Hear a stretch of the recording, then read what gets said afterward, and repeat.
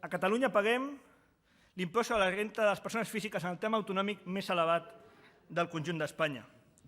L'impost sobre el patrimoni, com deia, és el més elevat a Catalunya del conjunt de les comunitats autònomes d'Espanya.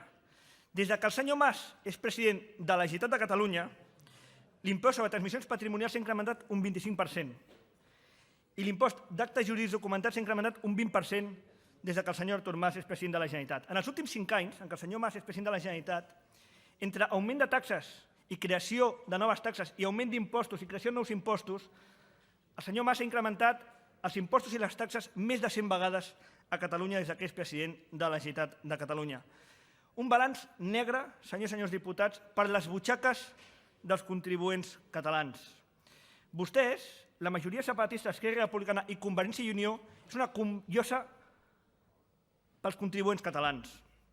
Es pot afirmar, senyors i senyors diputats, que vostès tenen segrestat molt de l'esforç que fan els catalans amb uns impostos completament injustos i antisocials.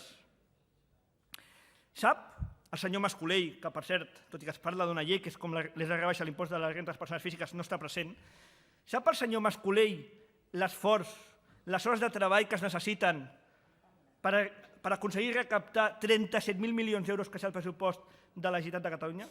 Saben quantes hores es necessiten de treball dels catalans perquè vostès tinguin els actuals tipus impositius, taxes i impostos en general? Senyors i senyors diputats, impostos alts no asseguren unes comptes sanejades.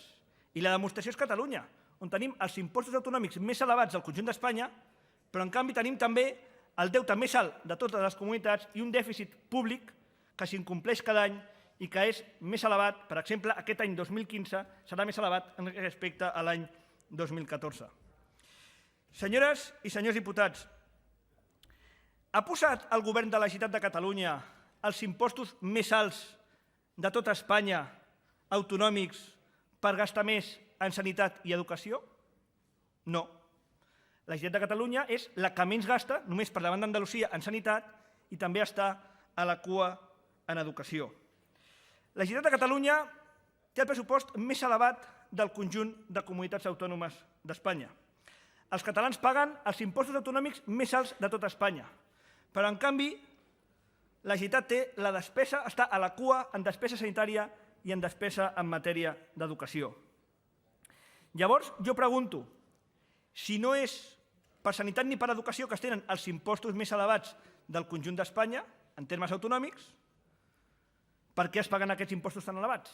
Doncs es paguen per un únic objectiu, perquè els catalans, perquè el govern de la Generalitat el que vol és mantenir un govern autonòmic hipertrofiat, com hem pogut comprovar aquests últims 5 anys, un sistema clientelar i de control polític al servei d'Esquerra Republicana i Convergència i Unió amb uns objectius molt clars que coneixem molt bé i que van ser pels que es van ja anticipar les eleccions passades de l'any 2012.